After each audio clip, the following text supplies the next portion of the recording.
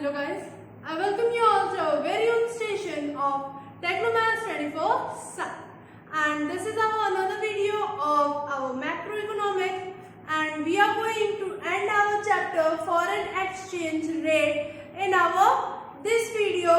So in this video we will learn about the terms of equilibrium level of foreign exchange rate and foreign exchange demand and supply, and we will also see that what is the change in the rate of foreign exchange with the increase and decrease in demand and increase and decrease in supply. Means change in demand और change in supply से हमारी foreign exchange की rate में क्या difference आता है उसे हम अपनी इस वीडियो में देखेंगे। तो सबसे फर्स्ट ऑफ ऑल हम ये देखते हैं कि हमें इक्विलिब्रियम लेवल कहाँ मिलती है। So the equilibrium exchange rate is determined at the level at which demand of foreign exchange is equal to supply of foreign exchange।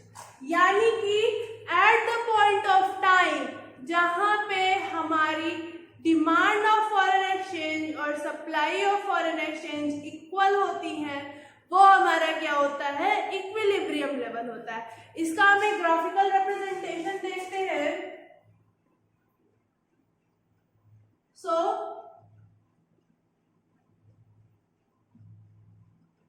If this is demand and supply of foreign exchange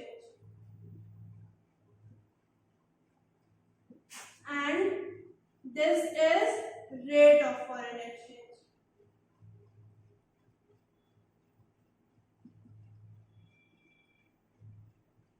Okay, this is demand and supply of foreign exchange and this is rate of foreign exchange.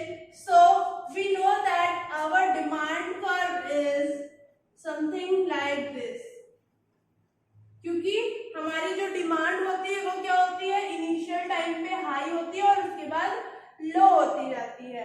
तो क्या है, ये हमारा क्या है, demand curve है और हमारी सप्लाई कर्व कैसे होती है, in this is our supply curve. कैसे, क्योंकि सप्लाई जो होती है हमारी वो पहले कम होती है और बाद में बढ़ती जाती है। ठीक है, तो ये हो गया हमारी सप्लाई कर्व। और जिस पॉइंट पे ये दोनों मीट कर रहे हैं, यानी कि ये पॉइंट ई, ये हमारा क्या हो गया, इक्विलिब्रियम लेवल हो गया। ये हमारा क्या हो गया, इक्विलिब्रियम लेवल हो गया पॉइंट ई। ठीक है, यानी कि इस पॉइंट पे हमारा रेट जो है आर और हमारी जो क्वांटिटी है यानी कि क्यू, ये हमारा इक्विलिब्रियम लेवल है। यानी कि इतने रेट पे हम इतनी क्वांटिटी का डिमांड कर रहे हैं, ये हमारा क्या है, इक्विलिब्रियम लेवल है। ठीक है, और जब हम बात करते हैं कि अगर हमारी डिमांड और सप्लाई का जो चेंज है, यानी कि जिस पॉइंट ऑफ टाइम पे हमारी डिमांड ज्यादा है और सप्लाई कम है और सप्लाई ज्यादा है डिमांड कम है, तो सपोज कि अगर हम यहाँ पे पॉइंट लेते हैं तो इस पॉइंट ऑफ टाइम पे क्या है कि हमारी डिमांड जो है वो ज्यादा है।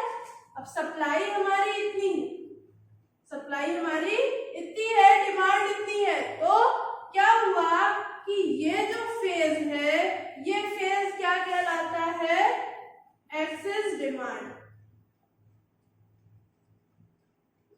क्या कहलाता है, एक्सेस डिमांड कहलाता है।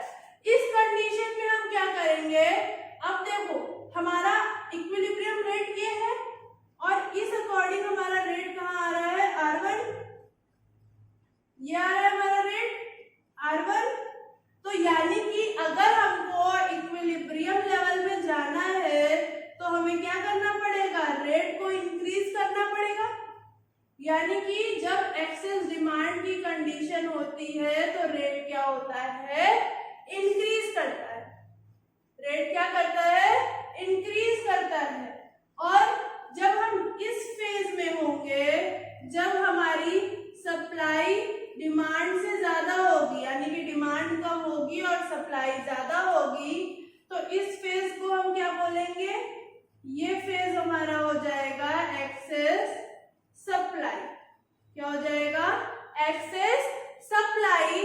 और इस फेज में हम क्या देखेंगे कि हमारी जो रेट है वो क्या है, R2। रेट क्या है, R2। ठीक है, तो अब हमें कहाँ आना है, यहाँ पे आना है। हमें कहाँ आना है, यहाँ पे आना है। यानी कि क्या दिख रहा है, रेट हमें डिक्रीज करना पड़ेगा। तो यानी कि जब एक्सेस सप्लाई होगी तो क्या होगा, रेट हमारा डिक्रीज हो जाएगा। ठीक है, तो इस ग्राफिकल रिप्रेजेंटेशन से हमने क्या देखा कि फर्स्ट ऑफ ऑल जिस पॉइंट ई पे हमारा ये इक्विलिब्रियम लेवल था उस पे हमारा रेट और क्वांटिटी जो था वो हमारी इक्विलिब्रियम में थी। फिर जब हमारा डिमांड, हमने पहले देखा कि हमारी डिमांड हाई थी तो हमने इक्विलिब्रियम लेवल में जाने के लिए क्या किया, रेट को बढ़ा दिया। वो सिचुएशन कौन सी थी, एक्सेस डिमांड की। और जब हम एक्सेस सप्लाई की कंडीशन में आ गए तो हमने क्या किया, रेट को डिक्रीज कर दिया। किसके रेट को, फॉरेन एक्सचेंज के रेट को। यानी कि जब फॉरेन एक्सचेंज की डिमांड हाई हुई तो हमने क्या किया, उसके रेट को बढ़ा दिया। और जब उसकी डिमांड कम हो गई तो हमने उसके रेट को रिड्यूस कर दिया। सॉरी, उसकी जब सप्लाई ज्यादा हो गई और डिमांड कम हो गई तो हमने रेट को रिड्यूस कर दिया। ठीक है, तो ये था हमारा डिटर्मिनेशन ऑफ इक्विलिब्रियम या डिटर्मिनेशन ऑफ फॉरेन एक्सचेंज, जिसमें हमने ये देखा कि हमको इक्विलिब्रियम लेवल हमारी फॉरेन एक्सचेंज रेट का कब मिलता है। ठीक है, अब हम अपना नेक्स्ट पॉइंट ये देखेंगे कि जो चेंज इन डिमांड और चेंज इन सप्लाई है उससे हमारे इक्विलिब्रियम लेवल पे क्या इफेक्ट आता है, उससे हमारे फॉरेन एक्सचेंज के रेट में क्या इफेक्ट आता है। Okay, so first of all हम चेंज इन डिमांड के बारे में बात करेंगे। चेंज इन डिमांड में हम ये देखेंगे कि हम जब भी डिमांड का इंक्रीज करते हैं और डिमांड को डिक्रीज करते हैं तो उससे हमारे फॉरेन एक्सचेंज पे क्या फर्क आता है। ठीक है, तो सबसे फर्स्ट देखते हैं हम चेंज इन डिमांड। तो चेंज इन डिमांड में हम पहले देखेंगे increase in demand. Increase in demand, ठीक है, तो इंक्रीज इन डिमांड देखने के लिए हम सबसे पहले अपना यही पुराना ग्राफ लेते हैं जिसमें ये हमारा पॉइंट O है, ये Y है, ये X है। ये हमारा क्या है, demand and supply of foreign exchange. ठीक, ये क्या है, रेट ऑफ फॉरेन एक्सचेंज।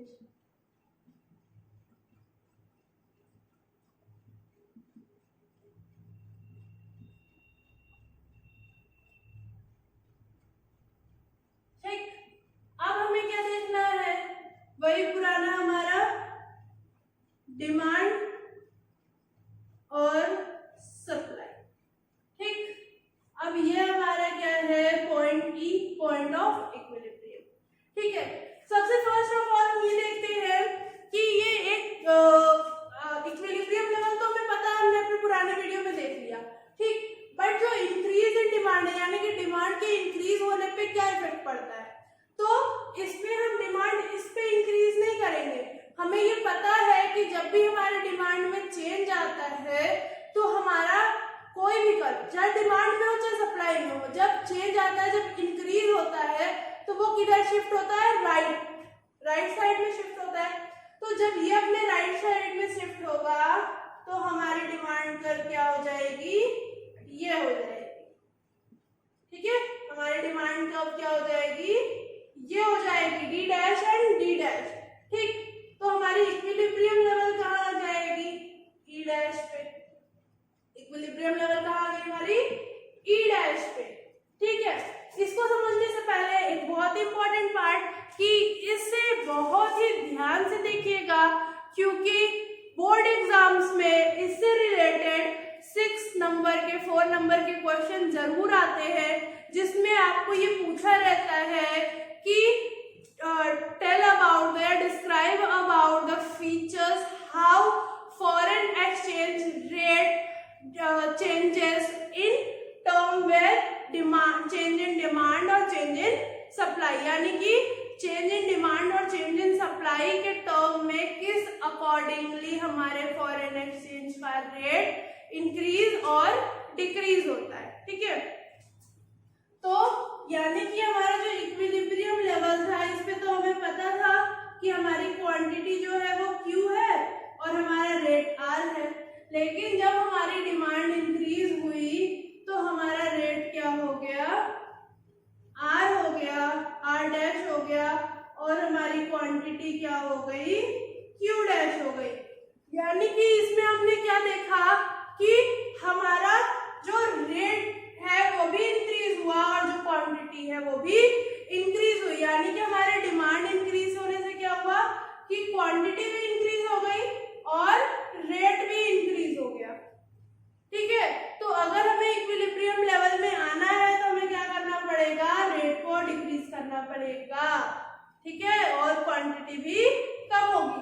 तो ये था हमारा एक्सेस डिमांड का सिचुएशन, यानी कि एक्सेस डिमांड के सिचुएशन में इंक्रीज इन डिमांड के सिचुएशन में क्या होता है कि हमारा जो रेट है और जो क्वांटिटी है दोनों इंक्रीज करती है, यानी कि यहाँ पे पॉजिटिव रिलेशनशिप होता है, क्योंकि रेट इंक्रीज किया तो हमारी क्वांटिटी भी इंक्रीज कर गई, या क्वांटिटी इंक्रीज की तो रेट भी इंक्रीज कर गया। तो यहाँ पे हमारा क्या है, पॉजिटिव रिलेशनशिप है। ठीक है, यानी कि हमारी डिमांड जब इंक्रीज करती है तो हमारे रेट और क्वांटिटी में पॉजिटिव रिलेशनशिप है। फिर अब हम नेक्स्ट देखते हैं जिसमें हम क्या देखेंगे, डिक्रीज इन डिमांड। उससे पहले एक और पॉइंट, जब इसको आप एक्सप्लेन करेंगे तो आपको फुली इस ग्राफ को रिप्रेजेंट करना है। ऐसा नहीं कि आपने 8-10 लाइन लिख दी, एक पैराग्राफ और हो गया। अगर आप इस ग्राफ को शो करके और ग्राफ को एक्सप्लेन करते हो तो वो ज्यादा नंबर आप गेन कर सकते हो, वहां पे आप ज्यादा स्कोर कर सकते हो। आप इसको कैसे एक्सप्लेन कर सकते हो, पहले हम अपना पुराना बार एक्सप्लेन कर देंगे, पुराना ग्राफ कि वाई एक्सिस पे क्या है हमारा rate of foreign exchange, x axis पे हमारा demand of foreign exchange, point ई हमारा इक्विलिब्रियम है। ठीक, जब डिमांड को हमारा इंक्रीज हुआ तो वो कहाँ शिफ्ट हो गया, राइटवर्ड शिफ्ट हो गया। जब राइटवर्ड शिफ्ट हुआ तो हमारी इक्विलिब्रियम लेवल क्या हो गई, ई डैश हो गई, हमारा रेट क्या हो गया, आर डैश हो गया, हमारा क्वांटिटी क्या हो गया, क्यू डैश हो गया, और हमारा रेट में भी इंक्रीज आया और क्वांटिटी में भी इंक्रीज आया। ठीक है, ये हम किस पे शो कर सकते हैं, जब हम इसका आंसर लिखेंगे एज अ ग्राफिकली, और हम ये ग्राफ से रिप्रेजेंट कर सकते हैं।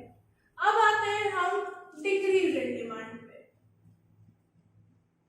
डिक्रीज इन डिमांड यानी कि जब डिमांड डिक्रीज होती है तब क्या होता है, तो जब डिमांड डिक्रीज होगी तो क्या होगा,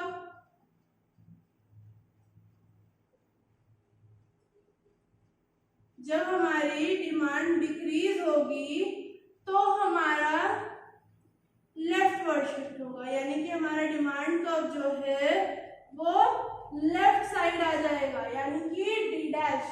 ठीक है, अभी जब इंक्रीज हुई थी तो कहाँ गया था, राइट साइड, जब डिक्रीज हुई तो कहाँ आ गया, लेफ्ट साइड आ गया।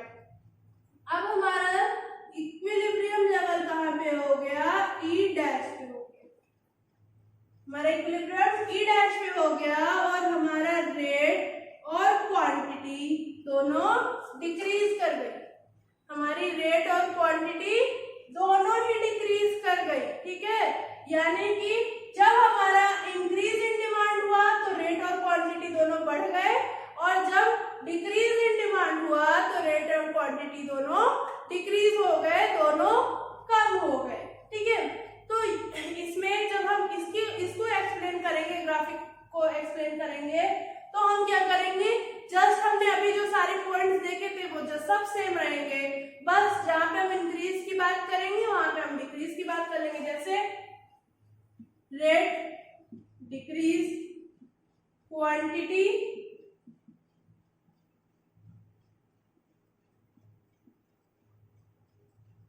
डिक्रीज, ठीक, shift of demand curve leftward. उसमें कहा गया था राइट में गया था, इसमें कहा गया लेफ्ट में आ गया, ठीक। बाकी सारी चीजें हमारी सेम रहेंगी क्योंकि हमारा रेट क्या हो गया, आर डैश हो गया, इक्विलिब्रियम ई डैश हो गया, क्वांटिटी क्यू डैश हो गई, और सप्लाई तो हमारी एज इट इज सेम है, वाई एक्सिस पे भी हमारा ये सेम है और एक्स एक्सिस पे भी हमारा ये सेम है। बस चेंज कहाँ आएगा, इन 3 पॉइंट में हमारा चेंज आएगा, ठीक है। अब आते हैं हम सप्लाई पे। अब आते हैं सप्लाई पे, यानी कि सप्लाई के चेंज से क्या इफेक्ट आएगा और क्या हमारी इसमें फॉरेन एक्सचेंज की रेट पे क्या इफेक्ट पड़ने वाला है, ठीक। तो आते हैं हम चेंज इन सप्लाई पे। अब चेंज इन सप्लाई में क्या होने वाला है, चेंज इन सप्लाई में हम सबसे पहले देखते हैं इंक्रीज इन सप्लाई। ये भी as same it is demand में चेंजेस की तरह ही है, ठीक है। जस्ट उसका बस इस पे निगेटिव इम्पैक्ट पड़ता है, जैसे कि ये हमारा है वाई एक्सिस, ये हो गया एक्स, यहाँ हमें पता है कि हम क्या लेने वाले हैं आर, यहाँ पे हम क्या लेने वाले हैं डिमांड एंड सप्लाई, ठीक है। ये हो गया हमारा डिमांड कर्व,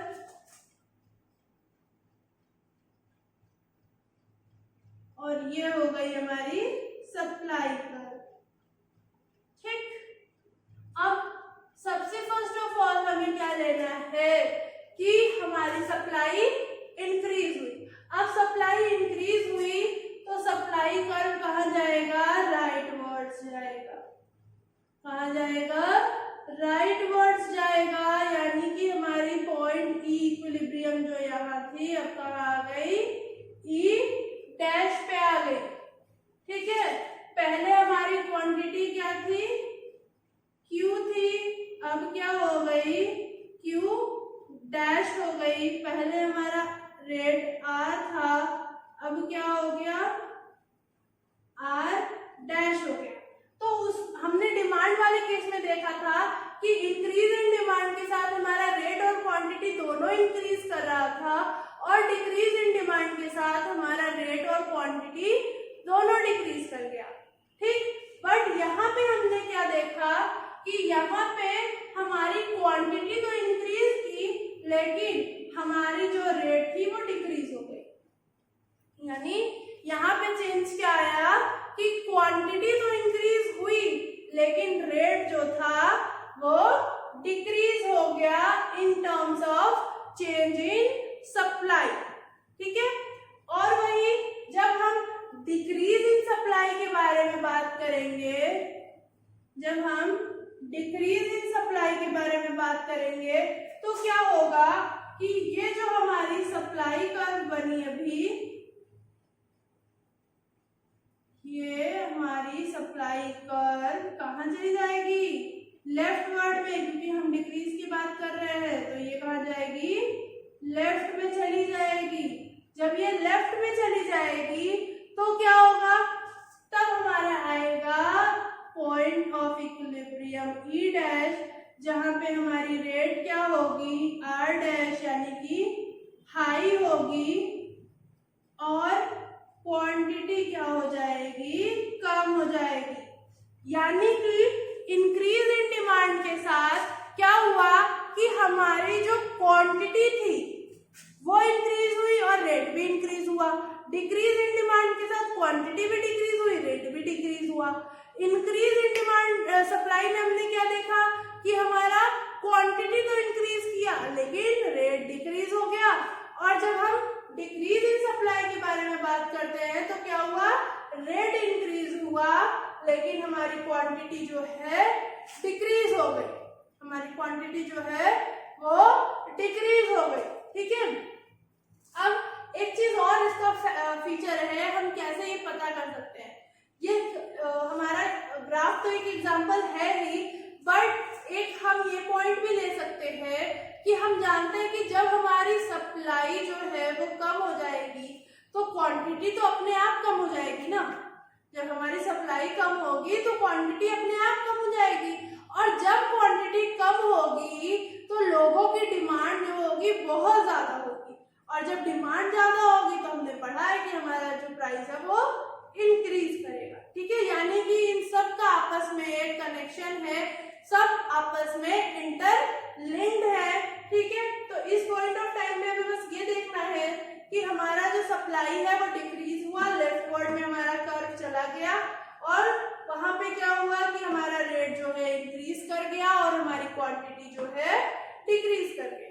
ठीक है, तो ये था हमारा इक्विलिब्रियम लेवल, जिसमें हमने ये देखा कि change in rate with terms of change in demand और चेंज इन सप्लाई कैसे होता है, क्या उसमें चेंजेस आते हैं। अब हम अपना नेक्स्ट पॉइंट देखेंगे, जो सब छोटे से theoretical points about this chapter, और फिर हमारा ये चैप्टर लास्ट हो जाएगा। ठीक है, जिसमें हम पढ़ने वाले हैं about the functions of foreign exchange market. पता है ये वीडियो बहुत लंबी हो रही है, बट लास्ट पॉइंट है, देखते हैं और इसे खत्म करते हैं। So let's go. सो हम ये देखते हैं कि हमारा टाइप्स ऑफ फॉरेन एक्सचेंज क्या है और function of foreign exchange market क्या क्या है, यानी कि किस तरह के हमारे फॉरेन एक्सचेंज मार्केट होते हैं और उसके क्या क्या फंक्शंस होते हैं। सो फर्स्ट ऑफ ऑल हमारा होता है स्पॉट मार्केट। स्पॉट मार्केट में क्या होता है कि यानी कि हमने जो भी परचेजिंग और सेलिंग की of foreign exchange, slot market यानी कि परचेजिंग एंड सेलिंग या buying and selling of foreign exchange, वो हमारा क्या हुआ, स्लॉट मार्केट हुआ। और फ्यूचर मार्केट में क्या होता है, फ्यूचर मार्केट में यानी कि यहाँ भी परचेजिंग और सेलिंग ही हो रही है फॉरेन एक्सचेंज, लेकिन करंट एक्सचेंज रेट पे, यानी कि हमने अभी फॉरेन एक्सचेंज खरीदा और हम पैसे देंगे साल भर बाद, लेकिन देंगे किस रेट पे, अभी का जो फॉरेन एक्सचेंज है। ठीक है, तो ये होता है हमारा फ्यूचर मार्केट। यानी स्पॉट मार्केट में क्या हुआ, buying and selling of foreign exchange, और फ्यूचर मार्केट में क्या हुआ, buying and selling of foreign exchange on credit and at the current exchange rate. ठीक है, अब आता है हमारा function of foreign exchange market. Function of foreign exchange market क्या है, इसमें सबसे पहला है ट्रांजैक्शन फंक्शन। ट्रांजैक्शन फंक्शन में सिर्फ क्या आता है, बाइंग एंड सेलिंग, यानी कि जो हमारा स्पॉट मार्केट है इसमें क्या आता है, ट्रांजैक्शन मार्केट। इसमें क्या होता है कि buying and selling of foreign exchange क्या है, ट्रांजैक्शन मार्केट। फिर हमारा आता है स्पेकुलेशन मार्केट। हमने अपनी वीडियोस में कई जगह पढ़ा था स्पेकुलेटिव गेन, स्पेकुलेटिव सर्विसेज। ठीक है, तो ये स्पेकुलेशन मार्केट वही है जहां पे क्या होता है कि पीपल जो है वो फॉरेन करेंसी की डिमांड इसलिए करते हैं ताकि जब रेट हाई हो तो वो उसे सेल करके प्रॉफिट अर्न कर सके। यानी कि यहाँ पे परचेजिंग होती है फॉरेन एक्सचेंज की, ताकि जब डिमांड राइज हो तो उसे सेल करके हम प्रॉफिट अर्न कर सके। फिर हमारा आता है हेडगिंग मार्केट। हेडगिंग मार्केट में क्या है, ये सबसे मेन पॉइंट है जो कि हमारा रिलेट करता है विद फ्यूचर मार्केट, जिसमें कि हम क्या करते हैं कि जो हमारे इन्वेस्टर्स है उनको रिस्क से बचाते हैं। रिस्क से बचाने का मतलब क्या हो गया कि जैसे सपोज अभी मैंने $1 परचेज किया और इसका एक्सचेंज रेट क्या था, 60 रुपीज था। जब हम साल भर बाद उसको लौटाने गए तो उसका एक्सचेंज रेट क्या हो गया, 62 रुपीज हो गया। तो यानी कि हमें क्या होगा, 2 रुपीज का लॉस हो जाएगा, 2 रुपीज का लॉस हो जाएगा। इसीलिए बात क्या होती है कि मैं तो पैसे साल भर बाद दूंगा, लेकिन दूंगा किस पे, करंट एक्सचेंज रेट। और ऐसा जरूरी नहीं है कि